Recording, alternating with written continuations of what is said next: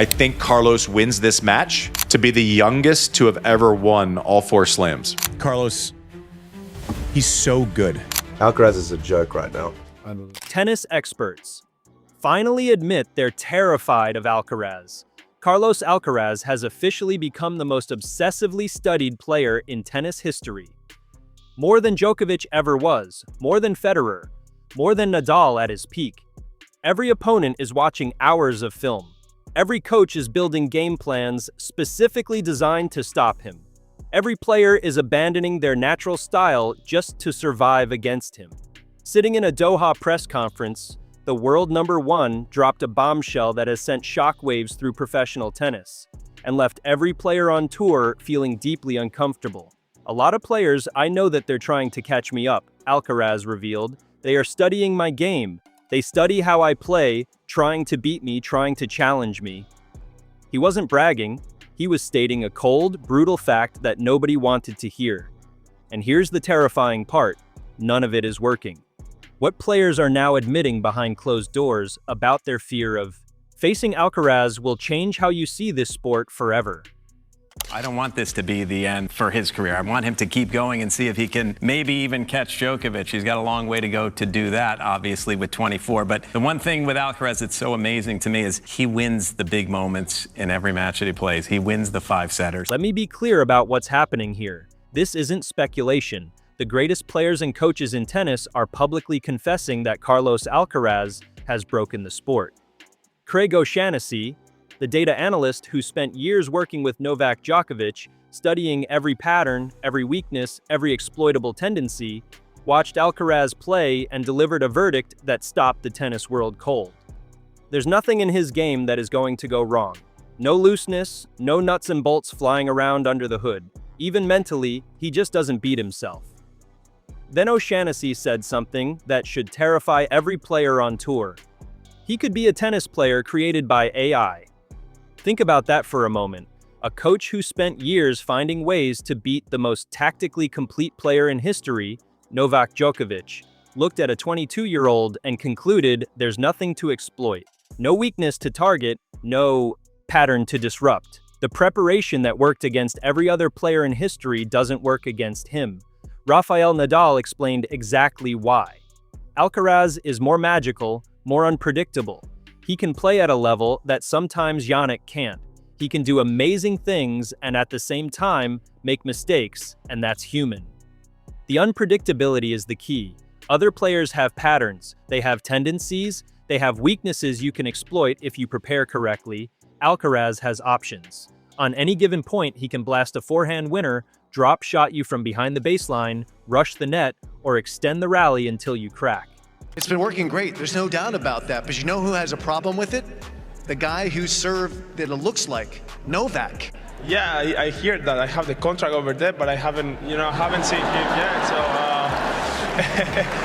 I didn't aware that it was really similar to knowledge serve. So, I just woke up one day and I check it out. I check it out my phone. I had a Djokovic message like. He sent you a message directly? Yeah. He sent me the message. So it was fun. I think. I mean, this kind of things in the locker. I think it's fun just to share with another. Alex de Minaur walked into the Australian Open quarterfinal having done everything right. He'd watched the tape, he'd studied the patterns, he'd transformed his entire game to be more aggressive. Before the match, he told the press he was sick of being a punching bag for the tour's elite. I'd had enough of the narrative that these big hitters could take. I mean, as I said on the court, he's a legend, he's an icon. What he's been able to achieve on the court in the kind of big three, big four era was nothing short of incredible. The racket out of my hands, de Minaur declared. I didn't work to be a punching bag. I want to dictate the pace, make my opponents move, control the rallies. For one set, the preparation seemed to work. De Minaur fought back from 0 to 3 down. He stayed competitive. The Australian crowd erupted with every winner. Then Alcaraz adjusted. The final scoreline, 7-5, 6-2, 6-1, didn't capture how thoroughly Alcaraz had dismantled a player ranked 6th in the world. Minaur now holds an 0-6 record against Alcaraz. Combined with his 0-13 record against Sinner, that's 0-19 against the two best players on the planet. There's the one that breaks the line. That's the one that gets through the singles line. After the match, a reporter asked Minaur what he could have done differently. His answer was devastating. I don't know. What could I do differently? You tell me. I don't think my peak is making quarterfinals at a slam.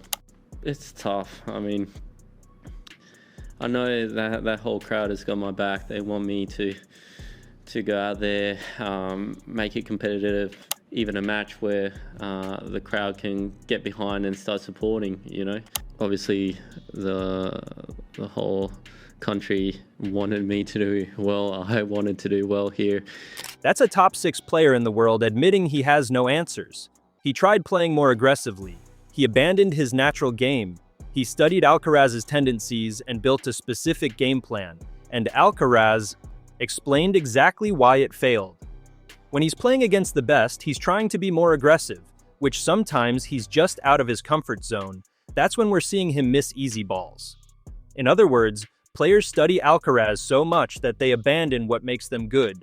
They try to play like someone else. And that's exactly what Alcaraz wants. Alcaraz than Sinner, he would take Alcaraz all day long. He wants to take your best punch, know he can handle it. He just rips your heart out. It's like he wants to beat your mom too, right? Alcaraz, I've played Novak here. I know how hard he is to beat, and for Alcaraz to do it, was a teenager still at the time, to do it was incredible. Alcaraz is a joke right now. Unbelievable.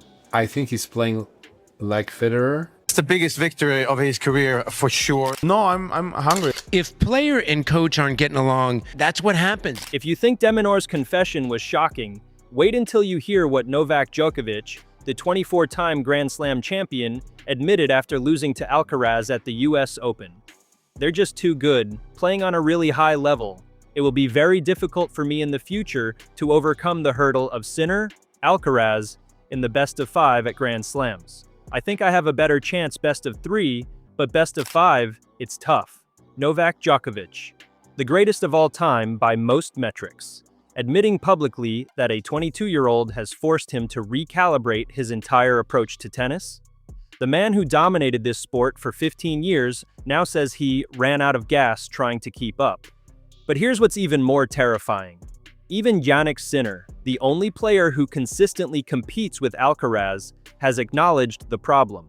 After losing the US Open final, Sinner was brutally honest. I was very predictable today. He did many things, he changed up the game. I'm going to aim to maybe even lose some matches from now on, but trying to be a bit more unpredictable as a player. Let that sink in.